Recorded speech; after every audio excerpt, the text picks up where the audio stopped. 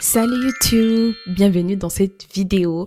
Aujourd'hui, je vais vous parler d'un sujet très très sérieux, un sujet qui touche toutes les femmes du monde musulman. Et c'est un sujet qui mérite d'être parlé. Aujourd'hui, je vais essayer de vous parler avec sérieux parce que le sujet pèse vraiment. Comme vous pouvez le voir sur le titre de la vidéo, je vais vous parler de la nuit des noces.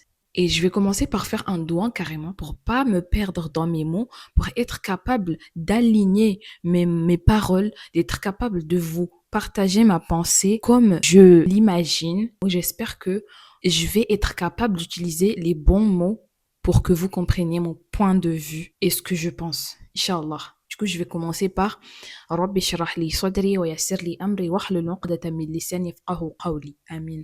Dans beaucoup de communautés, pour ne pas dire toutes les communautés musulmanes, on a fait passer une tradition pour l'islam. Ce qui se passe le jour de la nuit de noces doit être intime, doit être secret. Ça ne regarde que le mari et la femme. Mais dans toutes les communautés, il y a toujours des exceptions, mais je suis prête à dire que c'est dans toutes les communautés que l'on fait ça. Qu'est-ce qu'on fait? Quelque chose de dingue que j'ai longtemps compris que c'était normal, alors que c'est pas du tout normal et c'est pas de l'islam. C'est pas ça l'islam. Le jour de ta nuit de noces, et je vais parler en tant que femme, t'es là, c'est ta première fois, les gens attendent que ton mari vienne confirmer que vous avez consommé, mais qu'en plus, qu'il confirme à tout le monde, surtout à sa famille, que t'étais vierge ou non. C'est pas une dinguerie, ça? Non, mais franchement, là, c'est ta première fois. Ou pas. On ne sait pas ce que t'as eu dans ta vie.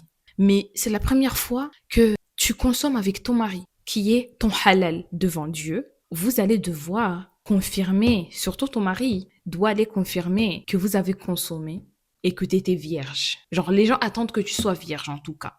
Et j'ai longtemps compris que c'était normal. Mais c'est pas ça l'islam. Aujourd'hui, qu'est-ce que je vais faire? Je vais essayer de vous convaincre. Je sais qu'il y en a beaucoup qui pensent comme moi, mais je vais essayer de vous convaincre de ne pas faire ça.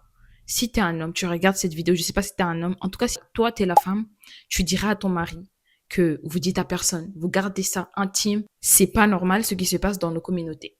Vous n'êtes pas obligé déjà de base, si tu ne te sens pas prête, si t'es fatigué, parce que on sait tous ici que le mariage, c'est cardio, c'est fatigant, c'est trop de choses, trop d'organisation. On sait tous que après le mariage, t'es fatigué, tu veux juste t'allonger et profiter avec ton mari calmement.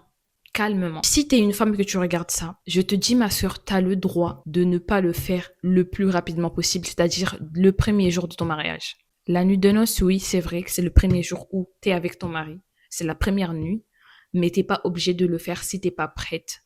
Prends ton temps, digère un peu, et quand tu seras prête, c'est très important. Quand tu seras prête, vous pouvez passer le cap. N'écoute pas les gens. N'écoute pas la pression. Le pressing, là, des gens, tu t'en fous.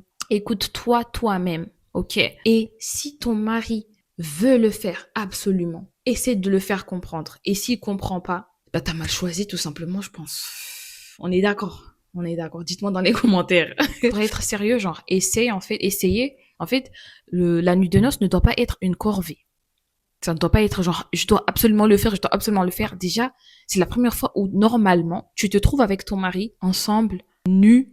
Il y a trop de choses, trop d'informations, trop de pression sur tes épaules. Donc, l'idéal serait que tu ailles petit à petit, lentement mais doucement, et ça c'est pour ton bien. Donc, écoutez la pression des gens, tout ce que les gens te disent, ah, tu dois absolument consommer parce que, ouais, on attend une confirmation de si t'étais vierge ou non.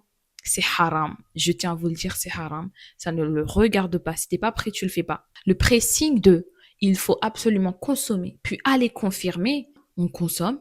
Le bouc, il va aller dire à sa mère ou à ses parents, à sa famille, et la famille va dire à d'autres familles, et en fait, tout le village est au courant, quoi.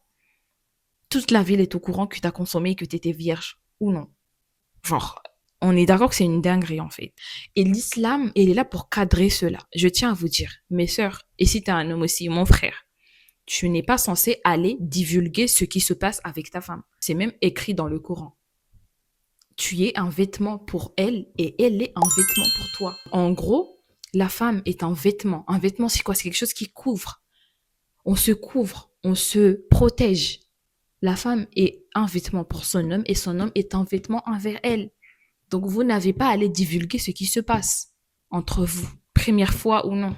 De plus, il y a un hadith du prophète. J'espère ne pas dire une dinguerie encore une fois, parce que c'est un sujet très lourd de sens. Le prophète, sallallahu alayhi wa sallam, a rapporté que l'un des péchés les plus graves que l'homme peut commettre, c'est d'avoir des relations intimes avec sa femme et aller divulguer cela dehors. C'est l'un des péchés les plus graves dans l'islam. Donc imaginez, on ne se rend pas compte, mais c'est très grave et ça pèse lourd sur les femmes, qu'elles soient vierges ou non. Quand la fille, en fait, elle était vierge, et là, ce soulagement en elle, ouf, je l'ai fait, c'est bon.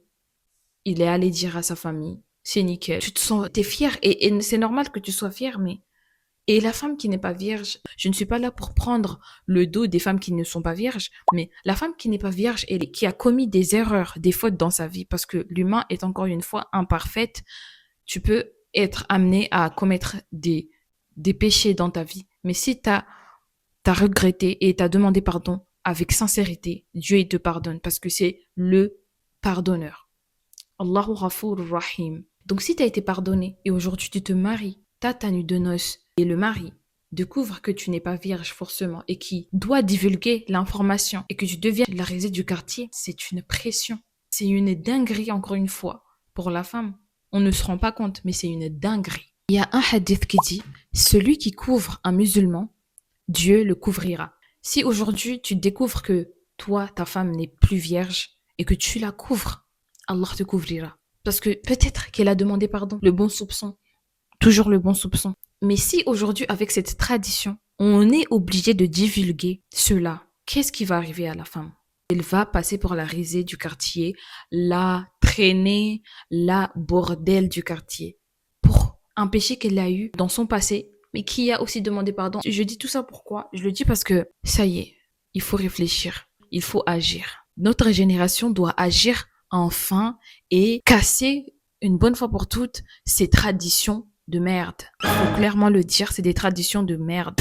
J'avoue qu'il y a des traditions qui sied exactement avec la religion, mais il y en a, c'est abusé. Exemple, cette tradition-là, elle est abusée. C'est juste une manière, encore une fois, de réduire la femme à un objet sexuel, à un objet qui n'a pas son mot à dire parce que elle est rien. Encore une fois. Non, c'est pas comme ça que ça doit être. On doit casser ces traditions de merde une bonne fois pour toutes.